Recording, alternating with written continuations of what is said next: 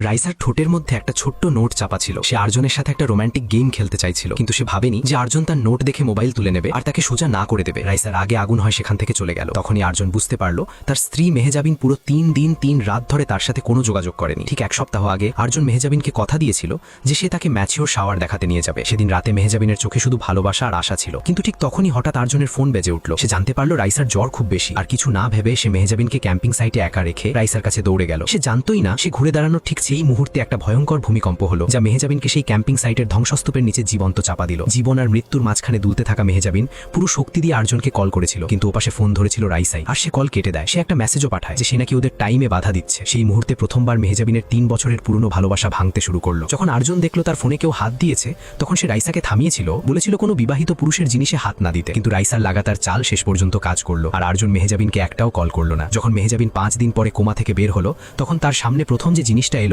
তা তার স্বামীর মুখ নয়, বরং সোশ্যাল মিডিয়ায় পোস্ট করা রাইসা আর আর্জনের রোমান্টিক ছবি। ঠিক তখনই মেহজাবিন বুঝে গেল এই বিয়ে সবসময় থেকেই একতরফা ছিল। এই বিয়েটা হয়েছিল তার দাদার জেদের কারণে। যখন সে জানতে পেরেছিল দাদা দুজনের বিয়ে দিতে চান, তখন সে দরজার আড়ালে লুকিয়ে ঘন্টার পর ঘন্টা খুশি হয়েছিল। কিন্তু বিয়ের কথা উঠতেই আর্জন স্পষ্ট বলে দিয়েছিল সে শুধু দাদাকে খুশি করার জন্যই রাজি হচ্ছে। বিয়ের আগেই সে এগ্রিমেন্ট সাইন করানোর কথাও বলেছিল, 3 বছরের কন্ট্রাক্ট ম্যারেজ, তারপর শান্তিপূর্ণ ডিভোর্স। আর্জনের ঠান্ডা আর অহংকারী আচরণ মেহজাবিনকে পাথরের মতো চিড়ে দিয়েছিল। তবুও সে নিজেকে সামলে হ্যাঁ বলেছিল। সে ভেবেছিল হয়তো 3 বছরে আর্জনের মন বদলে যাবে, কিন্তু প্রতিবারই তাদের মাঝখানে দেওয়াল হয়ে দাঁড়াতো রাইসার বিশ্বাসঘাতকতা। অবশেষে মেহজাবিন সব ভেঙে ফেলার সিদ্ধান্ত নিল। সে আর্জন আর রাইসার সব কন্ট্যাক্ট ব্লক করে দিল, এমনকি নিজের বড় ডায়মন্ড রিংও ডাস্টবিনে ফেলে দিল। এদিকে আর্জন কিছুই জানতো না, আর সে রাইসার সাথে হাসি খুশিতে ঘুরে বেড়াচ্ছিল। এয়ারপোর্টে যখন তার চোখ মেহজাবিনের সাথে মিলল, রাইসা ইচ্ছে করেই এগিয়ে গিয়ে তাকে জ্বালাতে লাগলো। বলতে লাগলো সে নাকি অসুস্থ ছিল, তাই আর্জন তার সাথেই ছিল। কিন্তু এবার মেহজাবিন এসব বকবকানিতে একদমই আগ্রহ দেখালো না। সে শুধু নিজের জীবন এগিয়ে নিতে চেয়েছিল। মেহজাবিনের এই উদাসীনতা দেখেও আর্জনের অহংকার কমল না। সে বলল কারো মন জিততে তার তোষামত করতে হয় না। সে কি জানতো এই অহংকারী তাকে সারা জীবন কষ্ট দেবে। ওদিকে মেহজাবিন কল করা পুরো বন্ধ করে দিল।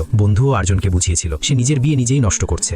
আর যে নারী 3 বছর চুপচাপ সহ্য করতে পারে, সে একবার মন থেকে সরে গেলে আর কখনো ফিরে আসে না। তারপর একদিন রাইসা তাকে একটা কেক ধরিয়ে দিল, বলল এটা বাড়ি নিয়ে দিয়ে মেহজাবিনকে মানিয়ে নে। একটু ইতস্তত করার পর আর্জন কেক নিয়ে বাড়ি গেল, আর প্রথমবার সে মেহজাবিনের কাছে ক্ষমা চাইল। মেহজাবিনের মন এক মুহূর্তের জন্য গলল, কিন্তু কেক কাটতে ভিতরে ছিল অনেকগুলো আম দেখে তার বুকের ভিতর গভীর আঘাত লাগলো, কারণ রাইসা জানতো মেহজাবিনের আমে অ্যালার্জি আছে। কিছুক্ষণ পরেই রাইসার আরেকটা উস্কানিমূলক ফোন চলে এলো। আর্জন বারবার বলছিল সে কেক নিয়ে যাওয়ার কথা মানা করেছিল, আর মেহজাবিন শুধু নিজেকেই দোষ দিচ্ছিল। সে আবারও প্রায় গলে যাচ্ছিল। পরের দিন আর্জন ফুল আর রিং নিয়ে এলো, আবার ক্ষমা চাওয়ার চেষ্টা করতে, কিন্তু মেহজাবিন শান্তভাবে সব ফিরিয়ে দিল। আর্জন জানতোই না 3 বছরের কন্ট্রাক্ট প্রায় শেষ, আর মেহজাবিন আর নিজেকে আর তার স্ত্রী মনে করে না। আর্জনেরও সন্দেহ হতে শুরু করেছিল। মেহজাবিনের আঙুল থেকে তার ওয়েডিং রিংও উধাও। কিন্তু সে কিছু জিজ্ঞেস করার আগেই আবার রাইসার ফোন এসে গেল। আর্জন ফোন ধরতে ঘুরতেই মেহজাবিন চেয়ার থেকে উঠে পেছনে না তাকিয়ে ক্যাফে থেকে বেরিয়ে গেল। আর ঠিক সেই মুহূর্ত থেকেই সে সিদ্ধান্ত নিল সে আর কখনো নিজের জীবন সেই মানুষটার জন্য নষ্ট করবে না, যে মানুষটা তাকে সবসময় কারোর চেয়ে কম ভেবে এসেছে।